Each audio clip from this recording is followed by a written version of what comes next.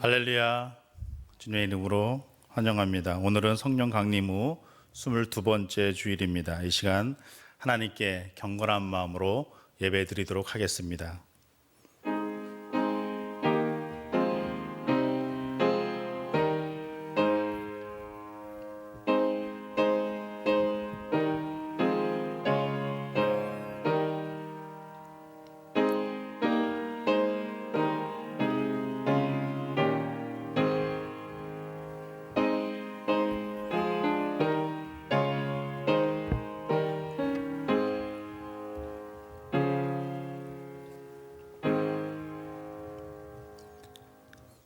여호와를 경외하는 자들아, 너희는 여호와를 의지하여라. 그는 너희의 도움이시요 너희의 방패시로다.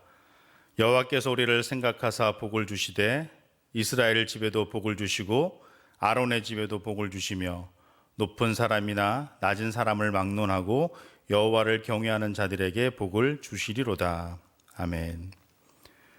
거룩하신 하나님, 주님의 자녀들이 성전에 모여 찬미와 감사로 예배를 드리나이다.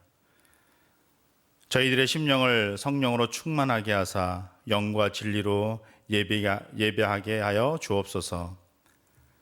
자비하신 하나님, 사랑의 손길로 지치고 고단한 저희들의 심령을 어루만져 주시고 오늘도 생수와 같은 은혜의 말씀으로 낙심한 당신의 백성들을 굳건하게 세워 주옵소서. 보혜사 성령님, 저희들을 고아처럼 홀로 두지 마시고 약속하신 대로 신령한 은사를 내려주셔서 세상에서 받을 수 없는 참된 평안과 안식을 누리게 하여 주옵소서. 예수님의 이름으로 기원하옵나이다. 아멘. 우리 다 같이 일어나셔서 경배와 찬송 38장 예수 우리 왕이여 찬송하도록 하겠습니다.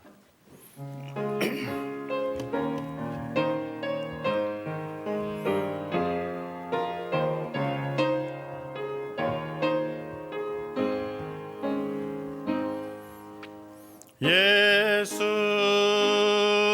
우리 왕이여 이곳에 오셔서 우리가 왕께 드리는 영광을 받아 주소서. 우리 주님의 백성, 주님은 우리 왕이라. 왕이신 예수님 오셔서 좌정하사 다스리소서.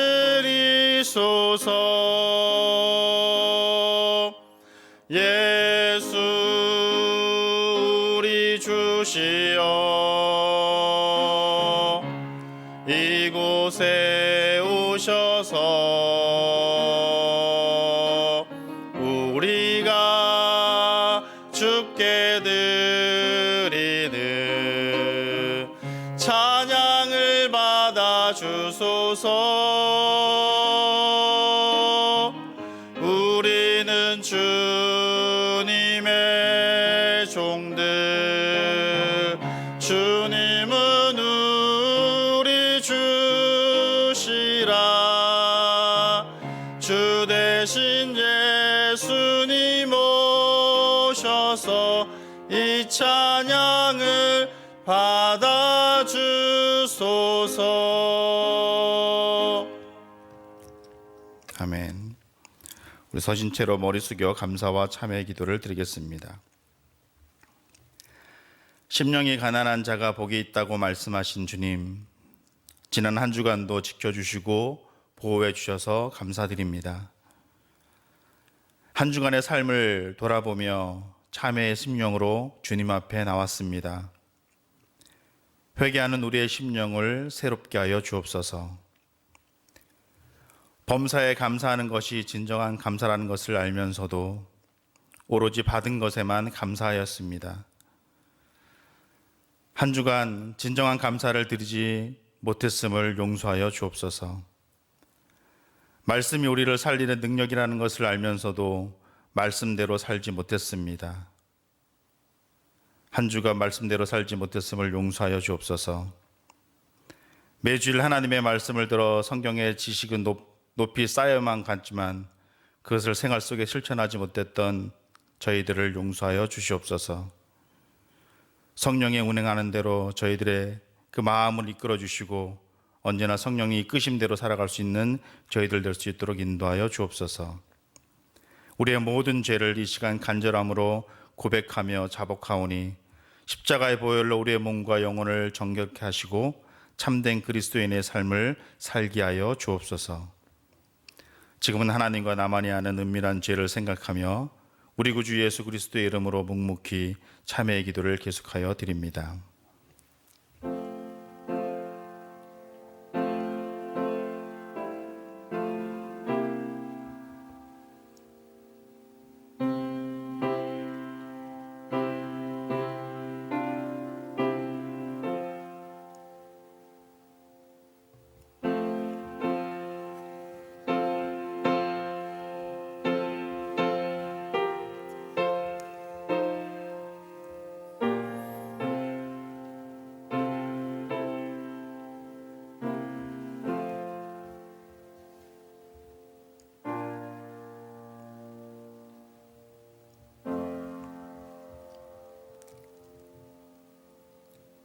이제 그리스도 예수 안에 있는 자에게는 결코 정죄함이 없나니 이는 그리스도 예수 안에 있는 생명의 성령의 법이 죄와 사망의 법에서 너를 해방하였음이라.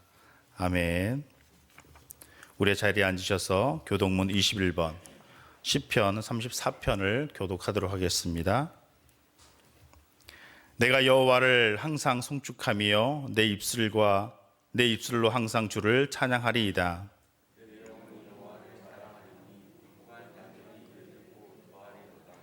나와 함께 여호와를 광대하시다 하며 함께 그의 이름을 높이세.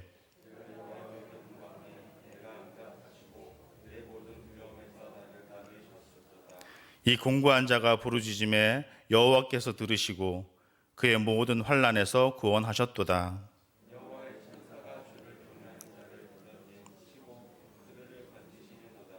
너희는 여호와의 선하심을 맛보아 알지어다. 그에게 피하는 자는 복이 있도다.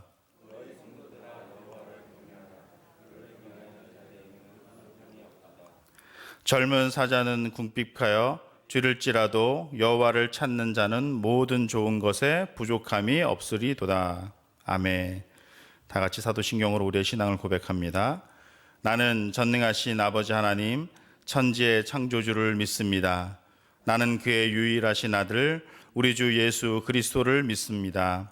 그는 성령으로 잉태되어 동정녀 마리아에게서 나시고 본디오 빌라도에게 고난을 받아 십자가에 못 박혀 죽으시고 장사된 지 사흘 만에 죽은 자 가운데서 다시 살아나셨으며 하늘에 오르시어 전능하신 아버지 하나님 우편에 앉아 계시다가 거기로부터 살아있는 자와 죽은 자를 심판하러 오십니다.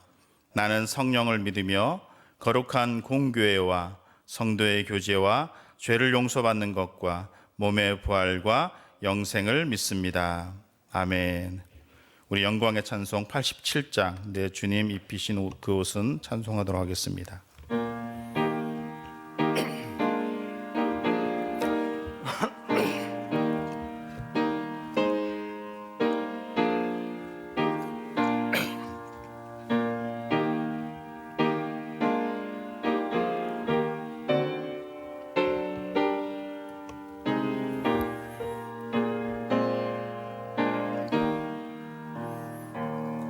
내 주님 입으신 그 옷은 참 아름다워라. 그 향기 내 맘에 사무쳐 내 기쁨 되도다. 성보다 더 찬란한 저 천성 떠나서 전한 세상 오신 주 참내 구주니 내 주는 쓰라린 고통을 다 체험하셨네. 주 지신 십자가 대할 때 나 눈물을 흘리네. 시온성보다 더 찬란한 저 천성 떠나서 이 천한 세상 오신 주 참내 구주님 내 주님 입으신 귀한 옷 나 만져봤도다.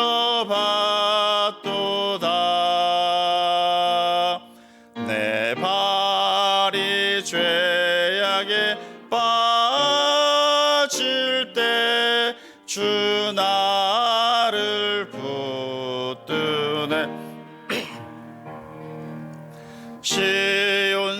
시온성보다 더 찬란한 저 천성 떠나서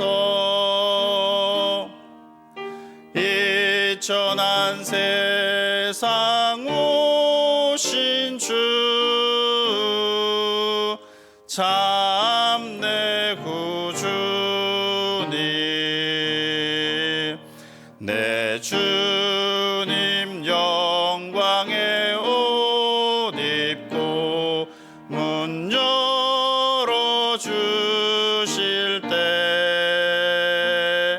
나 주님 나라에 들어가 영원히 살겠네. 연성보다 더 찬란한 저 천성 떠나서 이 천한 세상에 오신 주 참내 구주님.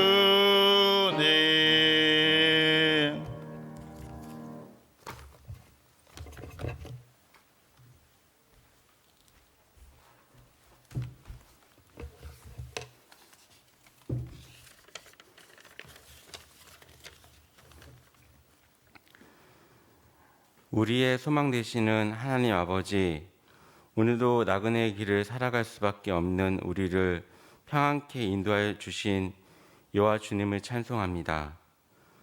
하루하루 여러 가지 죄와 허물이 많이 있음을 깨닫습니다. 저희의 모든 죄를 자복하고 회개하오니 주님의 깨끗한 보혈로 씻음 받게 하옵시옵소서. 그리고 주님의 선하심을 본받아 언제나 세상 속에서 불의를 이겨내고 주님께 영광 드리는 저희가 되도록 보살펴 주시옵소서.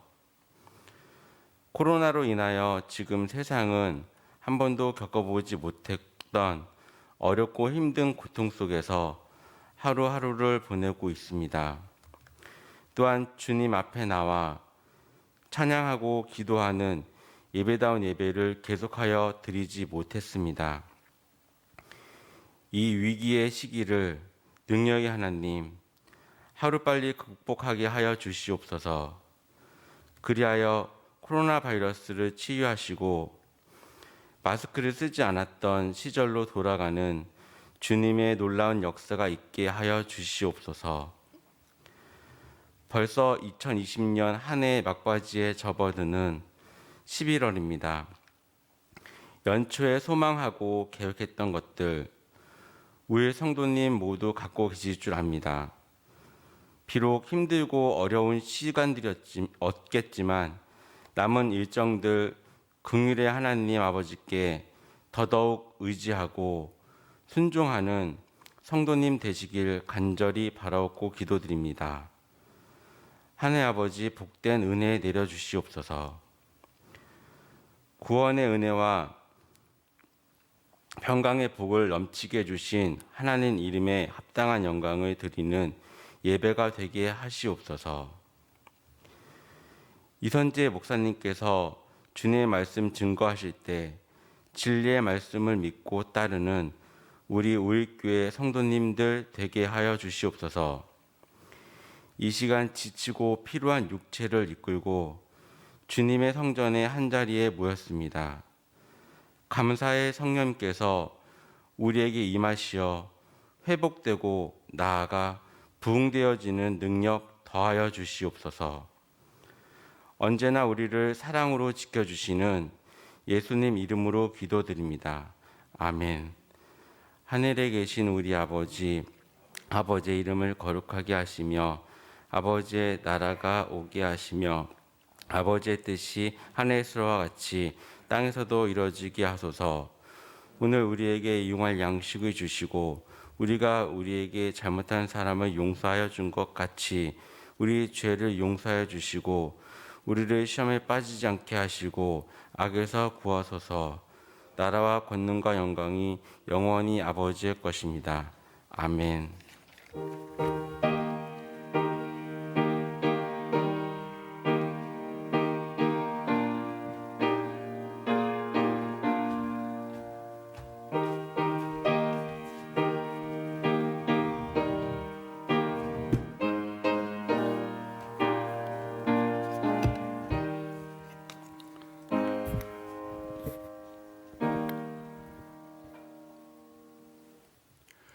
오늘 우리에게 주신 하나님의 말씀은 요한복음 13장 3절부터 8절입니다.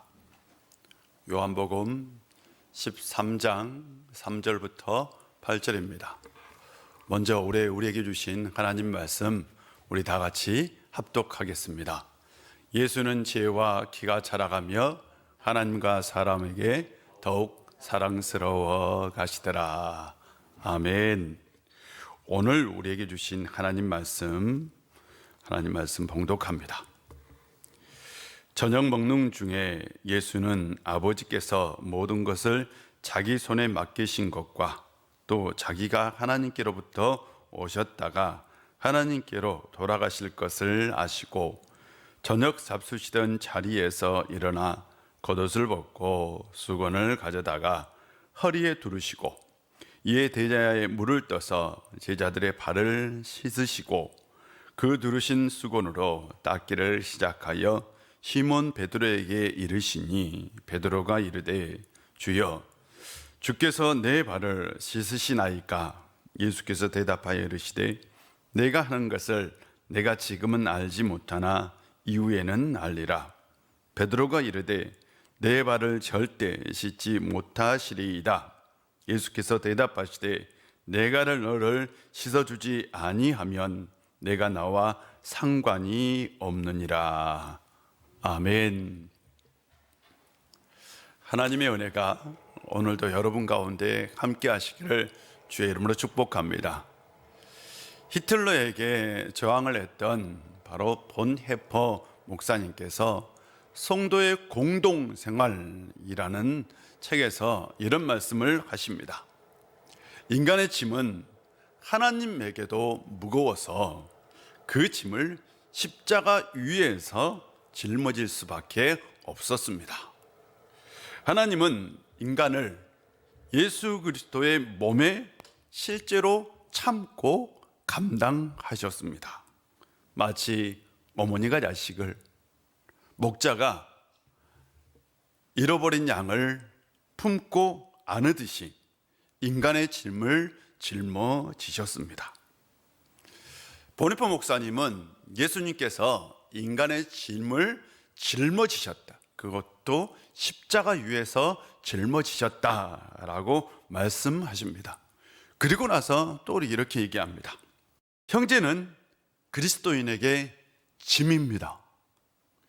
다른 사람이 아닌 바로 그리스도인에게 짐이 됩니다. 이방인에게는 다른 사람이 전혀 짐이 되지 않습니다. 그는 다른 사람이 짐이 되면 바로 거부하고 외면해 버립니다. 그러나 그리스도인은 형제의 짐을 짊어져야 합니다. 그는 형제를 참고 감당해 줘야 합니다. 오직 다른 사람이 짐이 될 때만 참으로 형제가 되고 지배의 대상이 되지 않습니다 라고 얘기했습니다. 버네프 목사님은 그리스도인에게 형제는 짐이다 라고 얘기했고요. 또한 그리스도인은 형제의 짐을 지는 사람이다 라고 말씀하셨습니다. 그렇다면 형제의 짐을 진다는 것은 무엇일까요? 교회는 생명이 역사하는 곳입니다. 교회는 힘들 때에 힘을 얻는 곳입니다. 이런 사역을 감당하게 하는 사역이 있다면 그건 섬김을 통해서 가능합니다. 섬김이 없이는 생명의 역사도, 섬김이 없이는 유래의 역사도 없습니다. 교회는 서로가 형제의 짐을 짊어지는 곳입니다. 이것이 곧 섬김입니다. 섬김은 또한 예수님께서 보여주신 마지막 사역이기도 합니다. 예수님은 자신에 대해서 두 가지를 아셨다라고 요한은 기록하고 있습니다. 자신에게 하나님께서 모든 것을 맡긴 걸 아셨고요. 두 번째로는 하나님께로부터 왔다가 하나님께로 갈 것을 아셨습니다. 이제 하나님께로 가야 할 때가 되었습니다. 그 밤이 제자들과 마지막 밤이었습니다. 마지막에 무엇을 해야 할까요? 주님은 제자들과 마지막 식사를 하였습니다.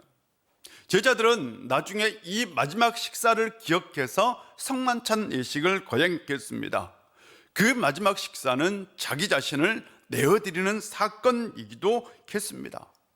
그런데 요한은 이 성만찬 사건을 기록한 것이 아니라 바로 세족식을 기록했습니다. 사도 요한은 바로 이 세족식을 통해서 예수님의 마지막 비전이 무엇이었는지를 우리에게 보여주고 있습니다. 예수님께서 제자들과 저녁 식사를 하고 있었어요.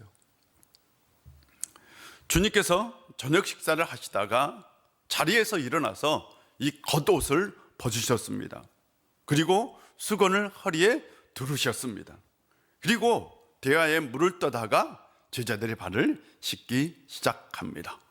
아마 가장 먼저 발을 씻겨준 사람은 요한이었던 것으로 보입니다. 바로 이 복음서를 기록한 사도 요한은 예수님 옆에 기대어 식사를 했던 사람입니다. 그래서 사도 요한부터 차례대로 한 명씩 발을 씻겨 주었습니다. 아마 제자들은 자기들끼리 틀림없이 수군거렸을 겁니다. 야, 무슨 일일까? 왜 우리의 발을 씻겨주는 건지? 그러나 그들은 왜 주님께서 발을 씻겨주는지 아무도 몰랐습니다. 베드로는 주님과 가장 멀리 떨어져 있었습니다. 마지막이 베드로였습니다. 이제 주님께서 베드로에게 다가가 베드로의 발을 막 씻겨주려 할 때에 베드로가 왜 제 발을 씻겨주십니까? 라고 발을 씻겨주는 이유에 대해서 묻습니다. 주님께서 대답합니다. 내가 하는 것을 내가 지금은 알지 못하나 나중에는 알게 될 것이다. 이 말씀은 내가 지금 너에게 설명을 해도 너는 지금 알아듣지 못할 것이다. 그러나 나중에는 네가 이것을 틀림없이 깨닫게 될 것이다 라는 말씀입니다. 그러자 베드로는 제 발을 씻는 건 절대로 안 됩니다 라고 단호하게 거절했습니다. 그가 거절한 이유는 주 또는 선생이 제자의 발을 씻는 것은 옳지 않습니다. 그런 의미로 자기의 발을 주님께서 씻어줄 수 없다라고 얘기한 거죠. 예수님께서 대답합니다. 내가 너의 발을 씻겨주지 아니하면 내가 너와 상관이 없게 된다라고 말씀하셨어요. 그러자 베드로는 그렇다면 주여 내 발뿐만 아니라 내 머리, 내 손도 씻어 주십시오라고 요청합니다. 주님께서는 그날 밤 당연히 머리와 손을 씻겨준 것이 아니라 발만 씻겨주었습니다. 요한복음 14장은 제가 가장 좋아하는 본문이기도 합니다. 저는 이 본문을 읽으면서 예수님의 비전, 예수님 꿈을 보게 되었습니다. 예수님은 제자들이 어떤 사람이 되기를 원하셨어요. 우리는 누군가를 양육하고 누군가를 가르치면 그 사람이 어떤 사람이 되기를 원합니다. 우리가 자녀들을 이렇게 기를 때에도요, 우리가 자녀들이 어떤 사람이 되었으면 좋겠다라는 꿈이 있는 거죠. 주님께서 3년 동안 제자들을 데리고 다니면서 이 제자들이 어떤 사람이 되기를 원하셨어요. 그리고 바로 그 밤에 주님께서는 그것을 보여주셨습니다. 예수님은 제자들이 서로 경쟁하고 있다는 걸 아셨습니다. 제자들이 성공에 눈이 멀었다는 것도 아셨습니다. 예수님께서 3번이나 내가 죽을 것이다, 내가 십자가에 못 박혀 죽을 것이다 라고 말씀을 하셨어요. 그러나 제자들은 그 말씀이 들리지 않았습니다. 왜? 성공에 눈이 멀어 있었기 때문입니다. 주님은 성공에 눈이 멀어 서로 경쟁하는 제자들이 서로의 발을 씻겨주는 존재가 되기를 원하셨습니다. 이것이 바로 예수님의 비전이고 예수님의 꿈입니다. 또한 이것이 예수님이 꿈꾸는 교회의 모습이기도 합니다. 제자들을 통해서 교회가 생겨날 겁니다. 제자들이 어떤 생각, 어떤 가치관을 가지고 있느냐에 따라 교회의 모습이 달라집니다. 예수님의 마지막 꿈은 바로 제자들이 서로를 섬기는 거예요. 예수님께서 말씀하십니다. 내가 주와 또는 선생이 되어서 너희의 발을 씻었으니 너희가 서로 발을 씻겨주는 것이 옳으니라. 내가 너희에게 행한 것 같이 너희도 행하게 하려 하여 너희에게 본을 보였다라고 말씀하십니다. 예수님께서 섬김의 본을 보이신 건 제자들이 바로 그런 사람이 되기를 원하셨기 때문입니다. 그렇다면 예수님께서 보여주신 섬김은 어떤 것이었을까요? 무엇이었을까요? 첫째는 섬김은 가까워지는 겁니다. 무엇이든지 가까이 다가가야 잘 보이죠. 맞죠? 멀리 떨어져 있으면 잘 안 보입니다. 제가 여러분 가까이 다가가야 실은 얼굴이 어떻게 생겼는지 알아요. 제가 지난 봄에 이 마당에 호박을 심었어요. 물도 주고 가지도 이렇게 정리해주고 이렇게 호박을 심었는데 호박이 한참 늦게 열리더라고요. 그래서 호박 나중에 열려가지고 하나를 따서 국을 끓여 먹어보니까 참 맛있어요. 근데 그 다음에 호박이 계속 없어지는 거예요. 열렸는데 없어지고 누군가서 따서 맛있게 먹었나 보다 했어요. 그러고 나서 어느 날 이 뒤쪽에 또 호박넝쿨이 이렇게 있어서 이렇게 가까이서 이렇게 뒤져보니까 글쎄 호박이요 요만한 것도 아니야. 이만한 게 하나 열려 있어요. 안 보여서 발견을 못한 거였어. 그래서 가까이 가서 이렇게 들춰 보니까 어떻게 해요? 보인 거죠. 가까이 가야 보입니다. 가까이 해야 자세히 보이는 거죠. 예수님께서 제자들의 발을 씻겨주었습니다. 예수님의 손길이 제자들의 발을 이렇게 닿았어요. 사람이 누구나 자기의 발을 내놓는 것도 아니고요. 사람이 누구의 발을 씻겨주는 것도 아니잖아요. 아주 가까운 사람의 발만 씻겨주는 거잖아요. 예수님께서 발을 씻겨주는 건 바로 친밀함의 상징입니다. 예수님은 제자들의 발을 씻겨주었어요. 그 순간 이것은 제자들에게 자신이 세상에서 가장 가까운 존재라는 것을, 또한 자신이 제자들에게 가장 가까운 존재라는 것을 보여주는 상징입니다.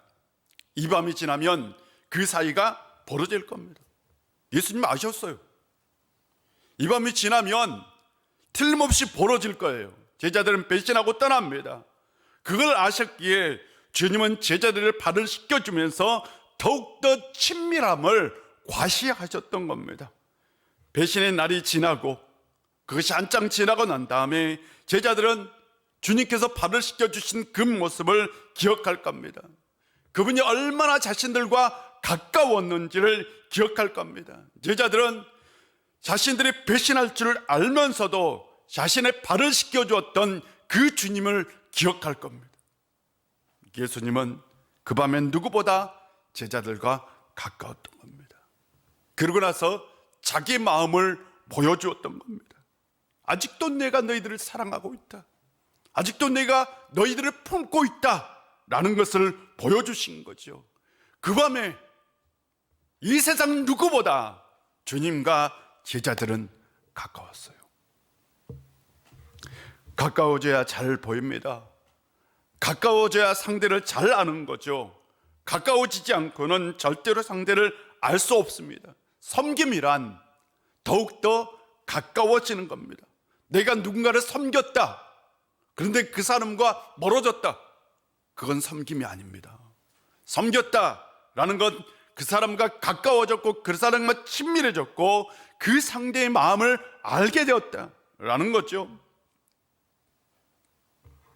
가까워져야 상대의 마음을 알 수 있고, 가까워져야 상대의 필요를 알고, 가까워져야 상대의 그 고통을 함께 나눌 수 있는 겁니다. 바로 예수님께서 보여주신 섬김은 무엇보다 친밀함, 가까워지는 겁니다. 저는 우리 성도님들이 좀 더 가까워졌으면 좋겠어요. 가까워지기를 주의 이름으로 축복합니다. 아니, 부부끼리지만 가까워지지 말고, 가족끼리만 가까워지지 말고, 다른 사람들과도 가까워지는 성도님들이 되시기를 주의 이름으로 축복합니다. 둘째로, 섬김은 낮아지는 겁니다. 주님께서는 주 또는 선생이 되어서 내가 너희의 발을 씻겨주었다 라고 말씀하십니다. 이 주라는 단어가 그 당시에 원래는 황제에게만 쓰는 칭호였습니다. 그런데 예수님께서 내가 너희의 선생 또는 주가 되어 발을 씻겨주었다라는 건 분명히 예수님이 제자들의 종은 아닙니다. 주가 되어서, 주인이 되어서 제자들의 발을 씻겨주었습니다. 예수님께서 그렇게 낮아지셨다라는 거죠. 예수님은 이미 낮아지셨죠. 하나님의 아들로 이 세상에 오셨습니다. 성육신은 바로 가장 낮아진 사건이시고요, 낮아짐의 최고봉입니다. 하나님은 하나님의 아들로 이 세상에 오셔서 예수님은 세리들의 친구가 되었고요, 죄인들의 친구가 되었고요, 가난한 사람들의 이웃이 되었습니다. 반대로 바리새인들과는 적대적이었어요. 사두개인들과는 항상 논쟁을 벌였고요, 부자들, 왕들, 이런 사람들의 초청에는 잘 응하지 아니했습니다. 바리새인 집에 초청을 받아 갔을 때에도 예수님은 자신이 할 얘기를 다 하셨습니다. 그들의 눈치를 전혀 보지 않았습니다. 그러나 주님은 아픈 사람 앞에서는 한없이 낮아지셨습니다. 나병한 자의 환부를 손으로 직접 만지셨어요. 눈먼 자의 눈을 만져주셨습니다. 혈우증 앓은 여인의 간청을 외면하지 않으셨습니다. 예수님은 고통당하는 자 앞에서 눈물을 흘리셨습니다. 그들을 위해서 기도하셨고 그들의 배고픔을 해결하셨습니다.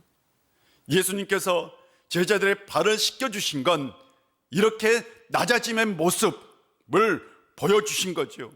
예수님께서 지금까지 행했던 그 낮아짐의 모습의 최고의 모습은 제자들의 발을 씻겨주는 모습이었습니다. 서로 모르는 사람이 두 사람이 이렇게 모임에서 옆자리에 앉았대요. 한 사람은 60대이고 한 사람은 50대였다고 합니다. 서로 이렇게 얘기를 해보니까 아니 성이 같아. 우리는 성인 같으면 꼭 물어보죠. 어느 성씨요? 물어보잖아요. 어디 성이요? 내가 어디 김씨요? 라고 얘기를 했대요. 그랬더니 뭘 따져요? 팔을 따지지 않았고 뭐 어디 성 무슨 파 학렬이 같더래요. 그래, 아니 학렬인가 성이 파가 같더래요. 그럼 학렬이 어떻게 돼요? 보니까 50대가 60보다 학렬이 2개가 높더래요. 2개. 50대가 60대보다 학렬이 2개가 높은 거예요. 그 순간 어떻게 했어요? 60대가 50대에게 깍듯하게 경어를 쓰면서 아유 그러셨어요? 한 거예요. 이게 우리나라 사람들이 가지고 있는 서열 문화지요. 우리나라 사람은 사람과 사람이 만나면 서열을 가리고 낮은 사람은 높은 사람에게 상응하는 예를 갖춰야 된다라는 것이 인간의 도리다라는 생각을 가지고 있습니다. 우리는 출생에 로 인하여 서열을 따지고요, 남녀 차별에 인한 서열, 그리고 지위에 따른 서열 문화를 가지고 있습니다. 하물며 우리나라 국립묘지는 죽어서도 서열을 가린다고 해요. 그래서 평수도 다르고 위치도 다릅니다.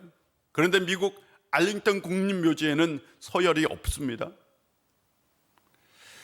선교사 언더우드 목사님은 후배 선교사에게 한국 방에 들어갈 때에 상석에 앉지 말고 항상 말석에 앉아라 라는 것을 가르쳤습니다. 그러자 후배 선교사들이 아니 방에 들어가면 그런 표시가 없는데 어떻게 상석 말석을 합니까? 라고 물어봤어요. 그랬더니만 언더우드 선교사님이 이렇게 말씀하셨어요. 방에 들어가서 바로 갓이 걸려있는 쪽이 상석이고 갓이 안 걸려있는 쪽이 바로 하석이다, 말석이다. 그래서 갓이 걸려있는 쪽은 절대로 앉지 말라라고 얘기를 했다고 합니다. 세상은 서열을 따집니다. 그러나 교회는 서열이 없죠. 맞죠? 없어야죠. 교회는 모두가 다 낮아지는 곳입니다. 목사라고 높은 것도 아니고요, 장로라고 높은 것도 아닙니다. 오히려 목사 장로니 더욱더 낮아져야 하는 거죠. 저는 우리 성도님들이 항상 상대에게 낮아지는 성도님들 되기를 주의 이름으로 축복합니다. 이것이 진짜 섬김입니다. 세 번째 섬김은 영원히 함께하는 겁니다. 기억은 잘 생각해 보면 시간 여행과 같아요. 기억은 과거를 현재의 사건으로 만드는 겁니다. 제가 요즘 가끔씩 아주 오래전 사진을 봐요.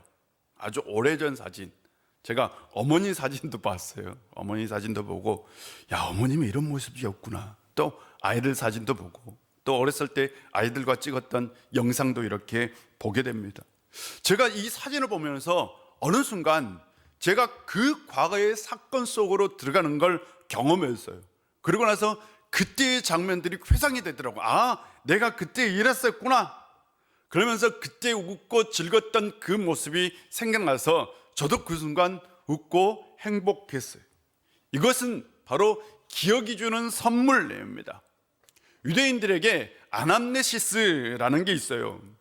과거의 사건을 재현하여 현재화시키는 독특한 능력이기도 합니다.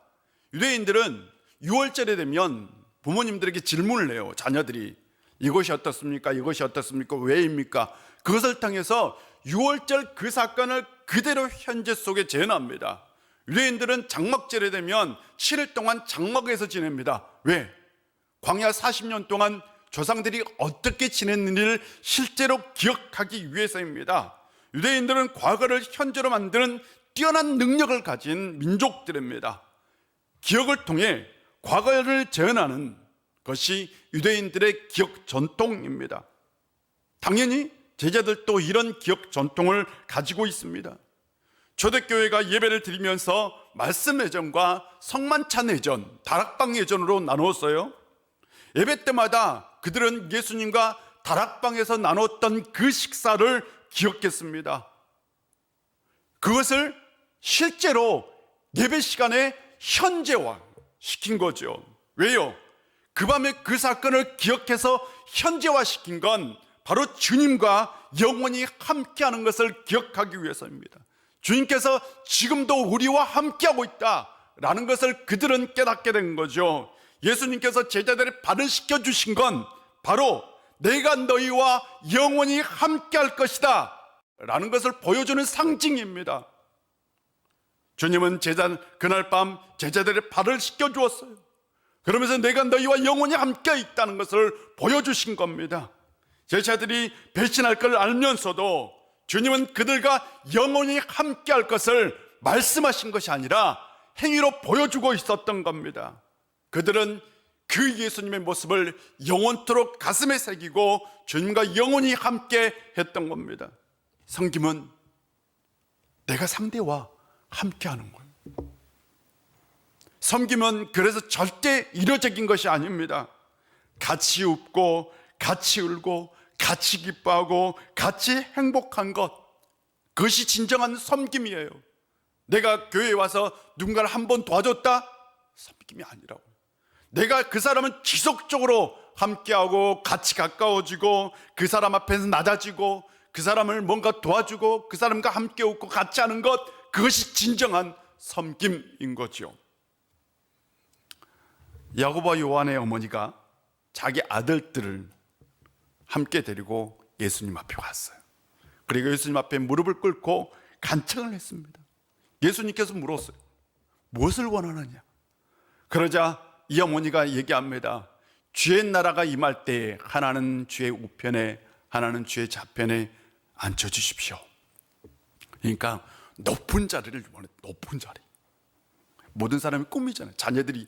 여러분 자녀들이 높은 자리에 오는 거 꿈이잖아요. 요한의 어머니도 그랬어요. 예수님께서 대답하셨어요. 너희가 지금 구하는 것을 무엇인지 알지 못한다. 내가 어떤 잔을 마실 것인데 이제 너희가 그 잔을 마실 수 있겠느냐? 네, 할 수 있습니다. 예수님께서 대답하십니다. 너희들이 그 잔을 틀림없이 마실 것이다. 그러나 내 오른편과 왼편에 앉는 것은 내가 정해주는 것이 아니라 이 자리는 아버지께서 정할 것이고 그 정한 사람에게 돌아갈 것이다 라고 말씀하셨습니다. 그때요, 나머지 10명의 제자들이 화가 났어요. 막 붕괴했어요. 화가 났어. 왜? 자신들이 높은 자리에 올라야 되는데 요한의 어머니가 먼저 와서 어떻게 해요? 선수를 친 거죠. 너무나 화가 난 거예요. 서로 다 높은 자리에 오를 거라는 꿈을 가지고 있어요. 12명의 제자가 다. 그런데 요한과 야고보의 어머니, 그 어머니가 와서 먼저 얘기를 했으니 얼마나 화가 났겠어요. 예수님은 제자들이 그런 관계란 걸 알고 있었어요. 서로 경쟁하고 세력에 치열하게 서로 눈치 본다는 걸 알고 있었습니다. 예수님께서 제자들을 불렀어요. 당연히 불러야지. 그렇죠. 당연히 불렀어요. 그리고 나서 말씀하셨어요.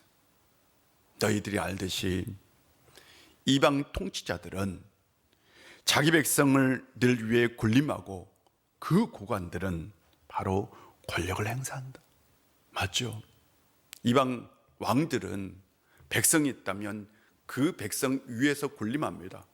그리고 고관들은 그 위에서 통치를 합니다. 그런데 이게 사람들의 꿈이에요. 우리가 가지고 있는 꿈이라고. 우리도 사람 위에서 권력을 가지고 통치하고 싶은 마음이 늘 있는 거잖아요.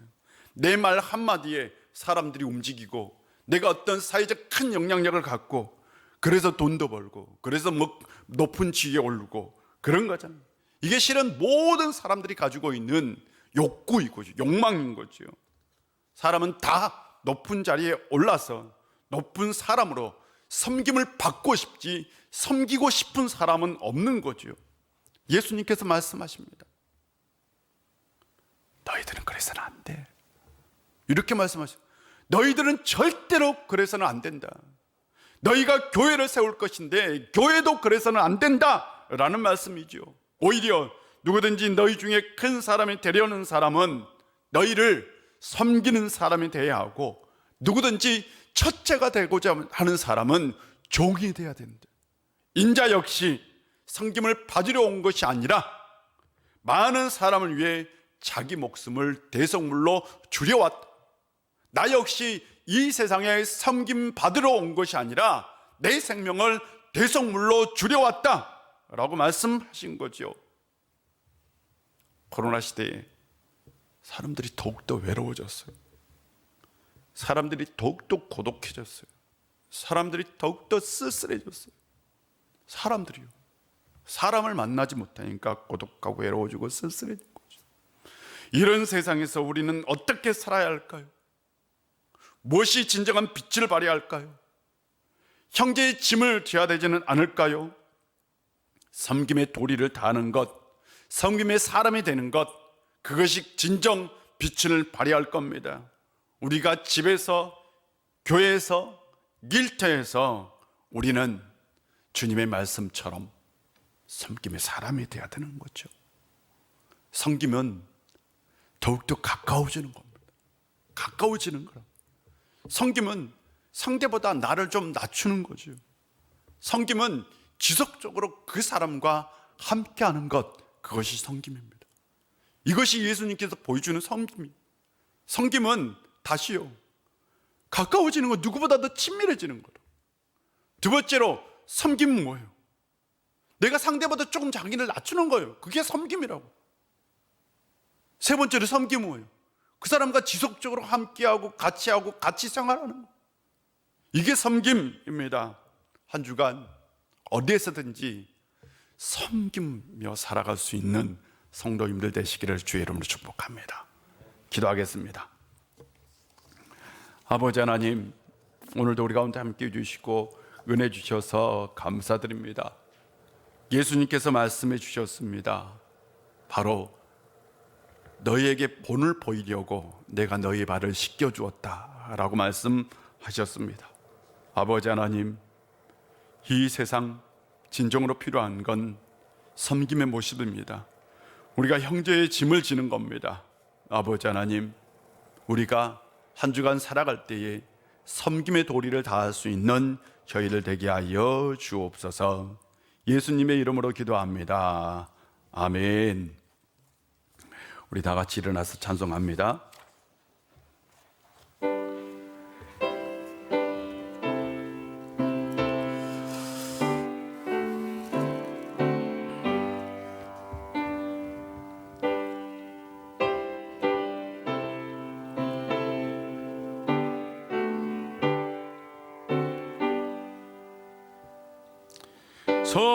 성자의 귀한 몸 나 위하여 버리신 그 사랑 고마워라. 내 머리 숙여서 주님께 비는 말 나무어 주님께 바치리까. 지금도 나 위에 간구하심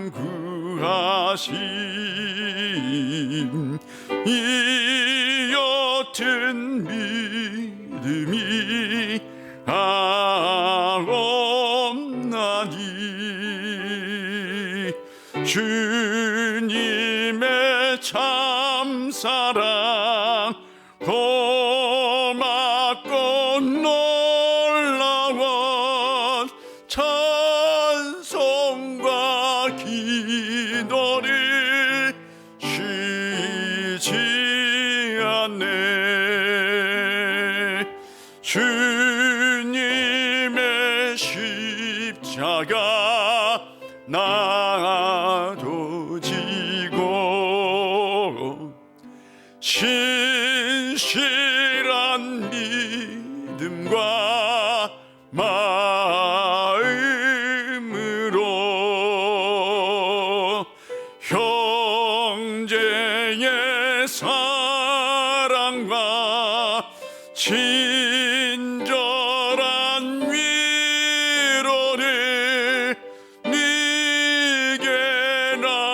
베풀게 하옵소서.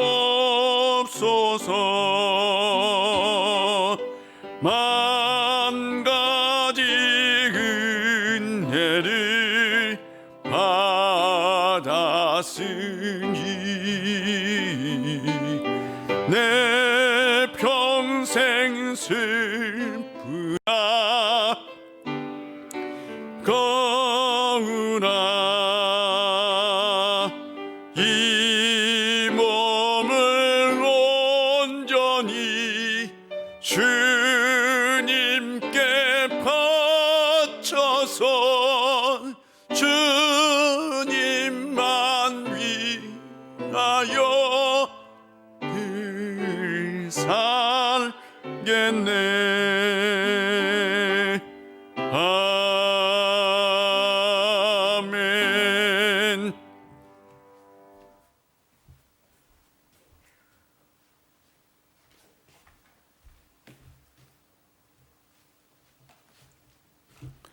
기도하겠습니다. 아버지 하나님, 한 주간도 주의 사랑과 큰 은총으로 우리를 지켜주시고 보호해주셨다가 이렇게 우리가 주님 전에 나와 예배드릴 수 있도록 은혜 주셔서 감사드립니다. 아버지 하나님, 우리의 심령, 우리의 영혼을 항상 붙들어 주셔서 주님만 위해 살게 하여 주옵소서. 이 시간 주님께 주신 은혜에 감사해서 빈손으로 나오지 아니하고 한 주간 수고하고 땀 흘린 것 중에서 주님의 것을 구별하여 주님 앞에 드리오니 받아주시고 흠양하여 주옵시고, 드리는 손길 위에 하늘의 신령한 복으로 땅의 기름진 복으로 채워 주옵소서. 여러 가지 예물을 드렸습니다. 11조 감사, 비전, 선교, 장학, 건축 여러 가지 예물을 주님 앞에 드렸사오니 이 예물을 통해서 우리 우일교회가 날마다 성장하고 날마다 든든하게 세워지고 날마다 하나님 나라를 세워나갈 수 있는 교회 되게 하여 주옵소서. 또한 맡겨진 사명 잘 감당하게 하여 주시고 우리 우일교회가 조속히 예전 모습으로 다시 회복되는 놀라운 역사가 있게 하여 주옵소서. 아버지 하나님, 우리 우일의 성도님들 또한 한 주간 세상에서 힘들고 어렵게 세상과 싸우며 살아갈 것입니다. 하나님께서 함께해 주셔야 합니다. 하나님께서 보호해 주셔야 합니다. 하나님께서 큰 힘 주셔야 합니다. 하나님께서 삶 가운데 역사해 주셔야 합니다. 아버지 하나님, 한 주간 살아갈 때에 도와주셔서 복에 복이 임하는 인생들 되게 하여 주옵소서. 예수님의 이름으로 봉헌 기도 드립니다. 아멘.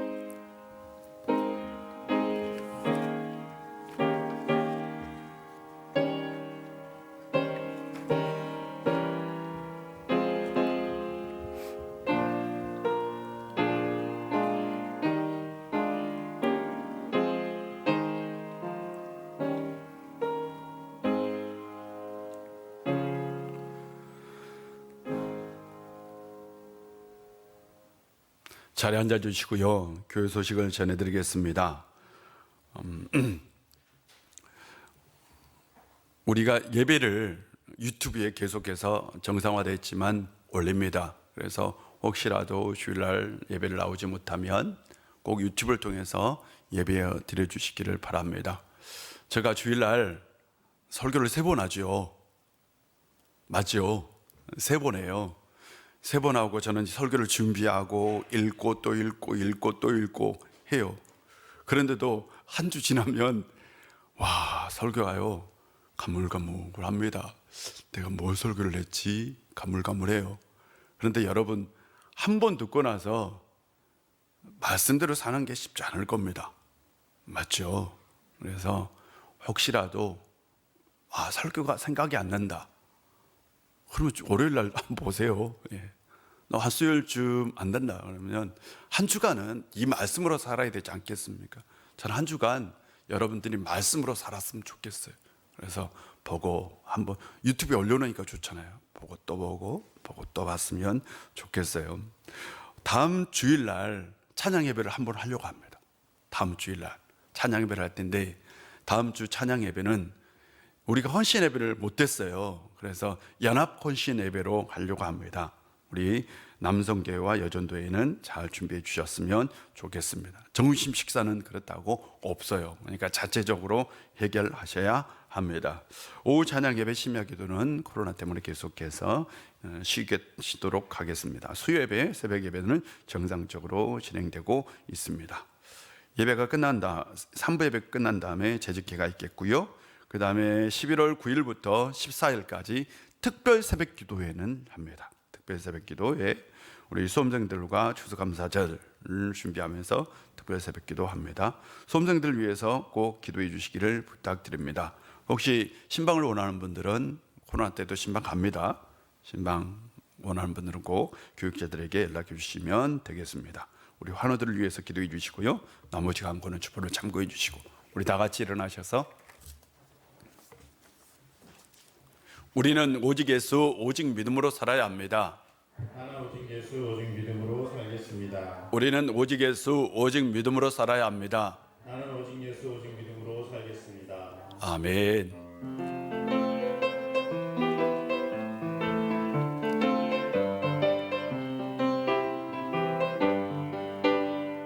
너는 담장 너머로 뻗은 나무 가지에 푸른 열매처럼 하나님의 귀한 축복이 삶에 가득히 넘쳐날 거야. 는 어떤 시련이 와도 능히 이겨낼 강한 팔이 있어. 전능하신 하나님께서 너와 언제나 함께 가시니 너는 하나님의 사람 아름다운 하나님의 사람 나는 널 위해 기도하며 내 길을 축복할 거야.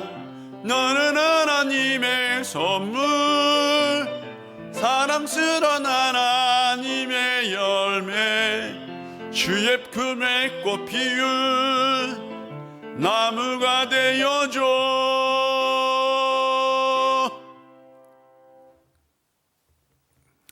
십자가의 사랑으로 우리를 품어주신 우리 구주 예수 그리스도의 놀라우신 은혜와 우리 아버지 하나님의 커진 사랑과 성령의 충만한 역사가 주님께서 그 마지막 날 제자들의 발을 씻겨주신 것을 기억하고 이제 한 주간 살아갈 때에 성김의 도리를 다하며 살기를 원하는 우리 우일의 모든 권속들과 그들의 삶의 터전과 이 나라와 이 민족 위에 이제부터 영원히 함께 하시기를 간절히 축원하옵나이다.